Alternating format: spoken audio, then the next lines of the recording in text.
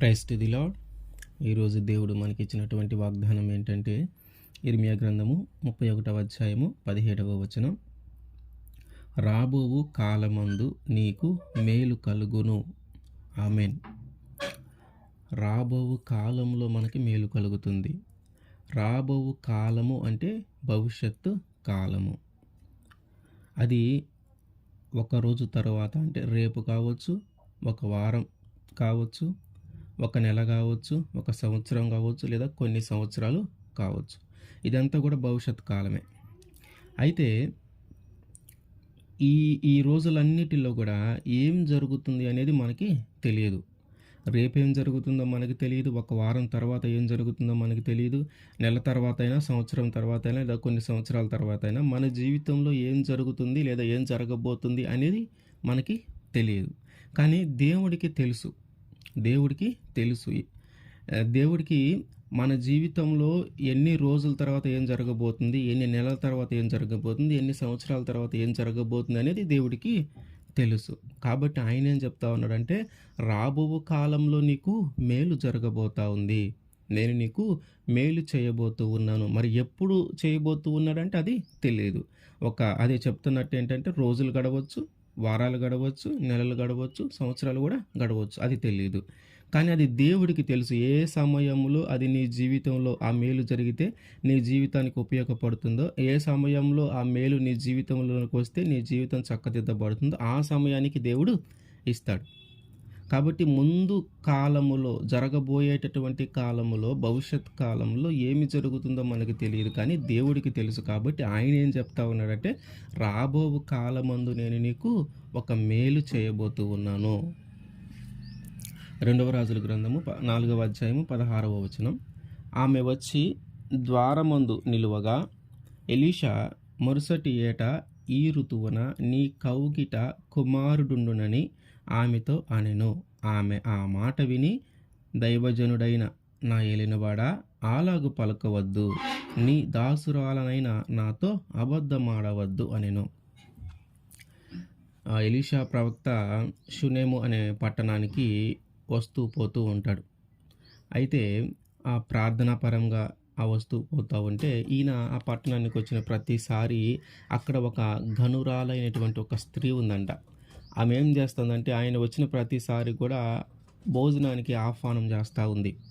అంటే మా ఇంటి దగ్గరే భోజనం చేయయ్యా, మా ఇంటి దగ్గర భోజనానికి రాయ్యా అని ఆయన్ని అడుగుతూ ఉంది. ఆయన అంత ఇంట్రెస్ట్గా చూపించట్లేదు, కానీ ఆమె బతిమలాడుతూ ఉంది. కొన్నిసార్లు బలవంతంగా కూడా భోజనానికి తీసుకొని వెళ్తుంది. బలవంతంగా అంటే కొన్నిసార్లు మనం ఇష్టం లేకపోయినా కూడా తినడానికి చేతులు పట్టుకొని మీరు తినాల్సిందే, తినకపోతే ఎట్లా అని మనం వాళ్ళని గౌరవించేలాగున మనం చేతులు పట్టుకొని అయినా మనము మన ఇంట్లోనికి తీసుకొని వెళ్ళి ఆహారము వారికి పెడుతూ ఉంటాం. ఆమె కూడా అట్లాగే చేస్తూ ఉంది. అయితే ఒకసారి ఏం ఆలోచించారంటే, ఈ షునేమి రాయలైనటువంటి స్త్రీ మరియు ఆమె భర్త ఏం ఆలోచించారంటే, మన ఇంటికి వస్తూ పోతూ ఉన్నాడు కదా దైవజనుడు, ఆయన చాలా గొప్ప వ్యక్తి, దేవునితో ఆయన మాట్లాడగలడు, ఆయన నిజమైన దైవజనుడని నేను నమ్ముతా ఉన్నాను. కాబట్టి మనం ఏం చేద్దామంటే, ఈసారి ఆయన మన ఇంటికి వచ్చినప్పుడు ఆయన కోసము మనము ఒక ప్రత్యేకమైన ఒక గదిని మన ఇంటి పైన మేడ పైన ఏర్పాటు చేద్దాము. అక్కడ ఒక మంచము, అట్లాగే ఆయనకి ఏవైతే అవసరాలు ఉన్నాయో అవన్నీ అక్కడ ఏర్పాటు చేద్దాము. కాబట్టి ఆ దైవజనుడు మన ఇంటికి వచ్చినప్పుడు ఆ భోజనం చేసి ఆ మేడ మీద విశ్రాంతి తీసుకుంటాడు అని ఆలోచన చేసి వారు ఆ ఎలీషా కోసము అక్కడ ఆ ఇంటి మీద ఒక గదిని ఏర్పాటు చేస్తారు. ఇంకా ఆ ఏర్పాటు చేసిన తర్వాత ఒకసారి ఎలీషా వస్తాడు వాళ్ళ ఇంటికి. వచ్చిన తర్వాత ఆమె గది ఏర్పాటు చేయటం, అందులో ఆ మంచము ఇంకా మిగతా వస్తువులను ఏర్పాటు చేయటం చూసి ఆయన చాలా సంతోషపడతాడు. అసలు ఈమె మా ఎడల ఇంత ప్రేమ, ఇంత శ్రద్ధ, ఇంత భక్తి, ఇంత ఆప్యాయత చూపిస్తూ ఉందే, అసలు ఈమె ఏమి కావాలని ఆశపడుతూ ఉంది, ఒకవేళ ఏదైనా కోరుకుంటుందా నా దగ్గర నుంచి, లేదా ఒకవేళ ఏదైనా ఆశీర్వాదం ఏమైనా కోరుకుంటుందా అని ఆయన అనుకొని ఆమెని పిలుస్తాడు. అసలు ఏమి ఆలోచిస్తుంది ఈమె? ఇంత శ్రద్ధ, ఇంత భక్తి, ఇంత ప్రేమ, ఇంత ఆప్యాయత, నా కోసం ఒక ప్రత్యేకంగా ఒక గదిని ఏర్పాటు చేసింది. నా కోసం ఒక మంచం ఏర్పాటు చేసింది. నాకేదైతే అవసరాలున్నాయో అవన్నీ తీర్చుకోవటానికి ఆ గదిలో వసతులన్నీ ఏర్పాటు చేసింది గదా! ఎంత ప్రేమ నా మీద ఎందుకు చూపిస్తా ఉంది? ఇంత భక్తి నా మీద ఎందుకు చూపిస్తా ఉంది? ఇంత శ్రద్ధ నా మీద ఎందుకు చూపిస్తా ఉంది? నా నుంచి ఏమైనా కోరుకుంటుందా? నా నుంచి ఏమైనా ఆశిస్తుందా? అని అడుగుదామని ఆమెని పిలిపిస్తాడు గెహాజీ చేత. గెహాజీ వెళ్ళి ఆమెకి చెప్తాడు. ఆహ్, ప ప్రవక్త అమ్మ పిలుస్తున్నాడు దైవజనుడు రా అంటే ఆమె వెళ్తుంది. "ఏమి కావాలి నీకు అమ్మా? నా కోసం ఇంత ప్రేమ చూపిస్తా ఉన్నావు, ఇంత శ్రద్ధ చూపిస్తా ఉన్నావు నా మీద. ఏం కావాలి నీకు? రాజులతో గాని, ఎవరితోనైనా ఏదైనా మాట్లాడాలా? లేతే ఎవరైనా అధికారులతో ఏమైనా మాట్లాడాలా?" అంటే, "అట్లాంటిది ఏం అవసరం లేదయ్యా" అని చెప్పిద్ది. ఆ తర్వాత మళ్ళీ గెహాజీని అడుగుతాడు. "అసలు ఏంటో విషయం కనుక్కో. ఏమైంది?" ఇంత ప్రేమ చూపిస్తా ఉన్నారు గదా! ఇంత ఆప్యాయత చూపిస్తా ఉన్నారు గదా! మనం కూడా వాళ్ళకి ఏదో ఒకటి చెయ్యాలా? ఏమి కొదువుగా ఉందో చూడు. ఏమి తక్కువగా ఉందో చూడు. వారికి ఏమి ఆశపడుతా ఉన్నారో చూడు అని అడిగితే, ఆ గెహాజీ కనుక్కుంటాడు. ఏం విషయం అంటే ఆమెకి కుమారుడు లేడు. కుమారుడు లేడు అనే విషయాన్ని ఆయన కనుక్కొని ఎలీషా గారికి చెప్తాడు. అయ్యా, వాళ్ళకి అన్నీ ఉన్నాయి గానీ కుమారుడు లేడు. కుమారుడు కోసం ఏదో బాధపడుతూ ఉన్నట్టున్నారు అని అని ఆ మాట ఎలీషా గారికి చెప్తాడు. అప్పుడు ఎలీషా ఏం చేస్తాడంటే ఆమెను పిలిపిస్తాడు. ఆమెని పిలిపించినప్పుడు ఆమె ద్వారము దగ్గర నిలబడతది. అప్పుడు చెబుతాడు, ఇదిగో మునుపటి ఏట అంటే రేపటి మరుసటి సంవత్సరం లేదా మరుసటి ఏట ఇదిగో నీ కవిగిట ఒక కుమారుడుంటాడు. నువ్వు ఒక కుమారుడిని ఎత్తుకొని ఉంటావు నేను వచ్చే సంవత్సరానికి అని ఎలీషా ఆ షూనేమీరాయిలతో చెప్తాడు. అక్కడేంటి ఒక సంవత్సరము తర్వాత ఒక మేలు జరగబోతుందని. ఒక సంవత్సరము తరువాత రాబో కాలము అంటే ఇక్కడ ఈమె విషయంలో ఒక సంవత్సరం తర్వాత ఒక మేలు జరగబోతా ఉంది. అయితే ఆమె అంటది, అయ్యా, నువ్వు దైవజనుడవని నేను ఎరుగుదును. నువ్వు నిజంగా దేవుని ప్రేమ దేవుని యొక్క శక్తి నీలో ఉందని నేను ఎరుగుదును. అయితే నాతో మాత్రం అట్లా పలకవద్దు. అట్లా పలకవద్దు అనగానే ఆయన అనుకుని ఉంటాడు. అదేంటి ఏంటమ్మా ఎందుకు పలకవద్దు? నీ కుమారుడు లేడు గదా! నీకు కుమారుడు కోసం ఎదురు చూస్తున్నావని తెలుసు కదా! నేనేమైనా తప్పుగా మాట్లాడానా? కాదు గదా! కుమారుడు ఇవ్వటం అంటే మంచిదే గదా! పోనీ నా మాట నెరవేరదని నువ్వేమని అనుకుంటా ఉన్నావా? ఏంటి నీ ఆలోచన ఏంటి? నేను మంచి విషయమే మాట్లాడాను గదా! మంచి ఆశీర్వాదమే ఇస్తా ఉన్నాను గదా! ఒక సంవత్సరం తర్వాత నీ జీవితంలో మేలు జరగబోతా ఉందని నేను చెబుతా ఉన్నాను గదా! నువ్వెందుకు వద్దంటున్నావు? ఏంటి విషయం ఏంటి? అని అడుగుతా ఉంటే అప్పుడు ఆమంటది, నా యజమానుడు అంటే నా భర్త చాలా ముసలివాడు. నా భర్త చాలా ముసలివాడు. ఆయన ద్వారా నేను సంతానం పొందుకోవటం అనేది అసాధ్యము. ఆయన ద్వారా సంతానము పొందుకోవటం అనేది అసాధ్యము. కాబట్టి అది జరగదు. అది జరగదు కాబట్టి నువ్వు నాతో అబద్ధం ఆడొద్దు. నువ్వు నాతో అబద్ధం ఆడొద్దు. అంటే నేనేదో నీ కోసం భోజనం సిద్ధపరుస్తా ఉన్నానని, నేనేదో నీ కోసం నా ఇంటి పైన ఒక గదిని ఏర్పాటు చేశానని, ఇదిగో నేనేదో ఒక మంచము నీకు కావాల్సిన అవసరతలని నేను ఏర్పాటు చేసి ఉంచాలని, నన్నేదో సంతోషపరచాలని, నన్నేదో సంతోషంగా ఉంచాలని నీవు నాతో అబద్ధం ఆడొద్దయ్యా అని అంటా ఉంది. ఆమె ఆ మాట అంటా ఉంది. ఆ తర్వాత దైవజనుడు అక్కడి నుంచి వెళ్ళిపోయారు. మళ్ళీ సంవత్సరానికి ఆమె గర్భవతి అయ్యి కుమారుణ్ణి కనింది. ఇక్కడ మనం ఆలోచిస్తే ఈమె జీవితంలో మేలు ఎప్పుడు జరగబోతుందని దేవుడు సెలవిచ్చాడంటే ఒక సంవత్సరము ముందే. అంటే ఒక సంవత్సరము తర్వాత రాబో కాలం అంటే ఒక సంవత్సరము తర్వాత నీ జీవితంలో ఒక మేలు జరగబోతుంది అని ఆ దైవజనుడు ముందుగానే దైవజనుడి చేత ఆమెకి తెలియజేశాడు. కానీ ఆమె దానిని స్వీకరించేంత పరిస్థితిలో లేదు. ఆమె దానిని స్వీకరించేంత పరిస్థితులు లేదు. ఎందుకయ్యా అంటే ఈ లోక సంబంధమైన ఆచారము, ఈ లోక సంబంధమైన విషయాల ప్రకారం ఆమె ఆలోచించి, నా యొక్క యజమానుడు ముసలివాడు గదా! ఆయన ద్వారా నేను సంతానం పొందుకోవటం అనేది అసాధ్యము కాబట్టి నీవు అట్లా పలకవద్దు. నువ్వు నాతో అబద్ధం ఆడవద్దు. నేనేదో సంతోషపడాలని, నేనేదో ఆనందంగా ఉండాలని ఆ మాట చెప్పి నువ్వు వెళ్ళిపోతావేమో, ఈ కొంచెం సేపైనా నేను సంతోషంగా ఉంటానని చెప్పి వెళ్ళిపోతావేమో అని ఆమె అనుకుంటా ఉంది. కానీ దైవజనుడి నోటు నుంచి వచ్చిన మాట నెరవేర్చబడకుండా ఉంటుందా?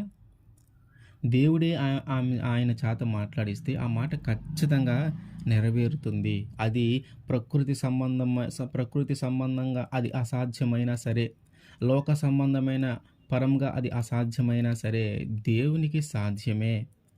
దేవునికి సాధ్యమే. కాబట్టి ఈమె జీవితంలో ఏం జరిగిందంట, రాబోవు కాలంలో మేలు ఎప్పుడు జరిగిందంటే, ఒక సంవత్సరం తర్వాత జరిగింది. ఆదికాండము 45వ అధ్యాయము 11వ వచనం. ఇకను 5 కరువు సంవత్సరములు వచ్చును గనక నీకును నీ ఇంటి వారికిని నీకు కలిగినంతటికిని పేదరికము రాకుండా అక్కడ నిన్ను పోషించదనన్నాడని చెప్పుడి. ఈ మాట యోసేపు తన అన్నలతో చెప్తా ఉన్నాడు. యోసేపు తన అన్నలతో చెప్తా ఉన్నాడు. యోసేపు జీవితంలో జరిగిన సందర్భాలను కానీ మనం జ్ఞాపకం చేసుకుంటే, ఆయన చిన్నగా ఉన్నప్పుడే, చిన్నగా అంటే కొంచెం వయసు, ఒక టీనేజ్ లాగా అట్లా ఉన్నప్పుడే అన్నల దగ్గర అసహించబడి పగపెట్టి అన్నలందరూ కూడా ఆయన చంపాలని ఆలోచన చేశారు. ఆ తండ్రి దగ్గర కూడా ఆయన ప్రేమ అభిమానాలు మంచిగా పొందుకొని ఉన్నాడు, కానీ చిన్న గద్దింపు కూడా తండ్రి ఇచ్చాడు. అయితే వీటన్నిటి పరిస్థితుల నుంచి దేవుడు రకరకాలైన ఘోరమైన పరిస్థితుల నుంచి నడిపించుకుంటూ తీసుకొని వెళ్ళి ఐగుప్తు మీద ఆ తర్వాత ఫరో అంతటి వ్యక్తిగా నిలువబెట్టాడు. అయితే ఈ ఇప్పుడు ఏం చెప్తా ఉన్నాడంటే, ఇంకొక 5 కరువు సంవత్సరాలు వస్తాయి, ఇంకొక 5 కరువు సంవత్సరాలు వస్తాయి అంటే అప్పటికే 2 సంవత్సరాలు కరువు ఉంది. సాధారణంగా దేవుడు ఐగుప్తు రాజుకి ఇచ్చినటువంటి దర్శనం ఏంటంటే, యోసేపుకి తెలియజేసినటువంటి దర్శనం ఏంటంటే, మొత్తం 7 కరువు సంవత్సరాలు వస్తాయి. మొదట ఏమో 7 మంచి సంవత్సరములు వస్తాయి, ధాన్యం బాగా పండుతుంది. తర్వాత అట్లాగే 7 కరువు సంవత్సరాలు వస్తాయి, ఘోరమైన కరువు వస్తుంది అని తెలియజేస్తాడు. సో ఇజ్రాయేలీలు, యాకోబు వీరేమో కానాను దేశంలో నివసిస్తూ ఉన్నారు. ఇప్పుడేమో ఐగుప్తు దేశానికి యోసేపు ఒక్కడే తీసుకొని రాబడ్డాడు. ఇప్పుడు ఏమైంది, కరువు ఆల్రెడీ 2 సంవత్సరాలు ఉంది. ఇప్పుడు ఇంకా యోసేపు ఏం చెప్తూ ఉన్నాడు వాళ్ళ అన్నలకి, ఇంకా 5 సంవత్సరాలు కరువు వచ్చింది, కాబట్టి మీరు అక్కడ ఉండి బ్రతకటము అసాధ్యము. కానాను దేశంలో ఉండి ఈ కరువును తట్టుకొని మీరు బ్రతకటం అసాధ్యం. వీళ్ళు ఎందుకు వచ్చారంటే, 2 సంవత్సరాల కరువు ఉంది కదా, ఇదిగో ఐగుప్తు దేశంలో ధాన్యం ఉందని చుట్టుపక్కల ఉన్న దేశాలన్నిటికీ తెలిసింది కాబట్టి వాళ్ళందరూ వచ్చి కూడా ఆ యొక్క దేశంలో ఉన్నటువంటి ధాన్యాన్ని కొనుక్కొని వెళ్తూ ఉన్నారు. కాబట్టి యాకోబు ఏం చేశాడంటే, తన కుమారులందరిని పిలిపించి, ఇదిగో ఐగుప్తు దేశంలో ధాన్యం దొరుకుతుంది, మీరు అక్కడికి వెళ్ళి ధాన్యాన్ని కొనుక్కొని రాండి, ధనము అవన్నీ ఇచ్చి పంపిస్తాడు. అక్కడికి వెళ్ళిన తర్వాత యోసేపు వాళ్ళని చూస్తాడు, వాళ్ళని గుర్తుపడతాను నా అన్నలు అని. వాళ్ళని గుర్తుపట్టిన తర్వాత ఫస్ట్ వాళ్ళు తెలియనట్టుగా మాట్లాడుతూ ఉంటాడు, కానీ తర్వాత ఆయన ఎవరు వాళ్ళకి తెలియజేసుకొని, అట్లాగే నా తండ్రి కూడా బ్రతికి ఉన్నాడా అని అడిగితే, అవును వాళ్ళు ఆయన బ్రతికే ఉన్నాడయ్యా అంటే, ఇదిగో కాబట్టి మీరు ఇప్పుడు ఈ రోకలు అంటే ఇవన్నీ తీసుకొని, ధాన్యము ఇవంతా తీసుకొని వెళ్తా ఉన్నారు కదా, ఇవి మీకు ఎన్ని రోజులు వస్తాయి, మహా అయితే ఒక 5-6 నెలలు లేదా ఒక సంవత్సరమే వస్తాయేమో, తర్వాత మళ్ళీ మీరు ఎక్కడికే రావాలా, అప్పుడు పరిస్థితులు ఎట్లా ఉంటాయో, ఒకవేళ మీరు ఇక్కడికి రాలేని పరిస్థితులు ఏమైనా ఏర్పడతాయేమో, ఇంటి దగ్గరే ఉంటే ఆకలితో అల్లాడిపోతారేమో, పేదరికంలో ఉండిపోతారేమో, ఆ ఆకలితో అల్లాడిపోయి ఈ కరువు తీరక, ఈ ఆకలి తీరక, ఈ కరువు పోక మీరు ఆకలితోనే చనిపోతారేమో, మీరు పేదరికంలోకి వెళ్ళిపోతారేమో, కాబట్టి మీరు వెళ్ళి నా తండ్రిని కూడా ఇక్కడికి తీసుకొని రండి. ఎక్కడికి? ఐగుప్తు దేశానికి తీసుకొని రండి. ఇక్కడ మీ అందరిని నేను పోషిస్తాను, ఇక్కడ మీ అందరిని నేను చూసుకుంటాను, మీ ఆకలికి మీరు ఆకలి మీకు వేయకుండా నేను చూసుకుంటాను, మీరు ఆకలి వేస్తే నేను తినటానికి మీ ఆహారాన్ని ఇస్తాను, పేదరికంలోకి వెళ్ళకుండా నేను మిమ్మల్ని చూసుకుంటాను అని ఈ మాటలన్నీ చెప్తా ఉంటే, అన్నలకేమో ఒక పక్క భయము, ఒక పక్క సంతోషము, ఒక పక్క ఆశ్చర్యము కలుగుతూ ఉంది. నిజంగా మా తమ్ముడేనా? నిజంగానే ఇంత గొప్ప వ్యక్తి అయ్యాడా? మేమేమో వీన్ని కొట్టాలనుకున్నాం, చంపాలనుకున్నాం, ఆఖరికి బానిసలాగా అమ్మేసాము. ఇప్పుడేమో ఫరో తర్వాత ఫరో అంతటి వాడయ్యాడు, ఈ దేశానికి ప్రధాని అయ్యాడు. ఇప్పుడు వీడు ఏం చెప్తే అది జరుగుతుంది, ఇదంతా నిజమేనా, ఇదంతా ఒక కలలాగుందే అని ఎవరు ఆశ్చర్యపడతా ఉన్నారు, భయపడతా ఉన్నారు, సంతోషపడతా ఉన్నారు. అయితే ఇంకేం చేశారు, వీళ్ళు వెళ్ళి వాళ్ళ తండ్రిని తీసుకొని వచ్చారు. తీసుకొని వచ్చిన తర్వాత వీళ్ళందరూ గేషాను ప్రాంతంలో నివసిస్తూ ఉన్నారు. అయితే ఇక్కడ మనకు అర్థం కావాల్సిన విషయం ఏంటంటే, ఈ 7 సంవత్సరాలు కరువు రాబోతుందనే విషయము సుమారుగా ఒక 30-40 సంవత్సరాల ముందే దేవుడికి తెలుసు. ఒక 30-40 సంవత్సరాల ముందే దేవుడికి తెలుసు. ఈ కళ ఫరో రాజుకి వచ్చినప్పుడు, యోసేపు ఫరో దగ్గరికి తీసుకొని వెళ్ళబడినప్పుడు, అంటే సుమారుగా అప్పుడు యోసేపు కంట 30 సంవత్సరాలు ఉన్నాయంట. అంటే ఈ కళ మొదటిగా వచ్చినప్పుడు 30 సంవత్సరాలున్నాయి. ఆ కళ యొక్క భావము ఫరోకి తెలియజేస్తూ ఉన్నప్పుడు అతనికి 30 సంవత్సరాలున్నాయి. ఆ 30 సంవత్సరాలప్పుడు అతనికి ఆ ఫరో యోసేపు ఆ ఫరోకి ఆ కళ యొక్క భావాన్ని చెప్పినప్పుడు దానిని బట్టి అన్నిటిని బట్టి ఈయన్నే వాటన్నిటి మీద అధికారిగా నియమించాడు. అక్కడి నుంచి 7 సంవత్సరాలేమో మంచిగా ధాన్యం పండుతుంది. మరి ఒక 7 సంవత్సరాలేమో పండదు. కాబట్టి మొదటి 7 సంవత్సరాలు అయిపోయినాయి. అంటే 37. ఇప్పుడు కరువు సంవత్సరాలు 2 ఉండేయి. అంటే 37, 38, 39 సంవత్సరాలు. అంటే సుమారుగా ఒక 40 సంవత్సరాలు. అంటే అంటే 37 సంవత్సరాల తర్వాత ఒక కరువు రాబోతుంది. అది భయంకరమైన కరువు. దాని నుంచి ఇజ్రాయేలీయుల్ని కాపాడుకోవాలన్నా, దాని నుంచి వీళ్ళందరూ బ్రతకాలన్నా చాలా కష్టమైన పని. వారు ఈ కరువును బట్టి పేదరికంలో కన్నా వెళ్ళిపోతారు. లేదా ఈ కరువును బట్టి ఆకలికి తట్టుకోలేక చనిపోయే పరిస్థితులైనా ఏర్పడవచ్చు. కాబట్టి యోసేపుని ముందుగానే అక్కడికి పంపించాడు. యోసేపుని ముందుగానే అక్కడికి పంపించి అంతా సిద్ధము చేసి అసలు ఆ దేశము మీదనే ఒక ప్రధానిగా, ఆ దేశము మీదనే ఒక ఫరో తర్వాత ఫరో అంతటి వ్యక్తిగా ఏర్పాటు చేశాడు. దీనిని బట్టి ఏం జరిగింది? ఈ ఫరోగా ఏర్పడటాన్ని బట్టి ఏం జరిగిందంటే ఎవరైతే ఇజ్రాయేలీల ఆ సంతానము ఉందో వారు ఆ కరువులో నశించిపోకుండా, వారు ఆ కరువులో పేదరికంలోనికి వెళ్ళిపోకుండా, వారు ఆ కరువులో ఆకలి చేత మరణించకుండా వారందరినీ పోషించేలాగున, వారందరికీ మంచి ఆహారము దొరికేలాగున, కరువులో కూడా వారిని పోషించటానికి దేవుడు ఒక మంచి ఏర్పాటు చేశాడు యోసేపు రూపంలో. అయితే మనం ఇక్కడ అర్థం చేసుకోవాల్సిన విషయం ఏంటంటే, వీరి యొక్క జీవితంలో మేలు ఎప్పుడు జరిగిందయ్యా అంటే సుమారుగా ఒక 39 సంవత్సరాలు లేదా ఒక 37 సంవత్సరాలు.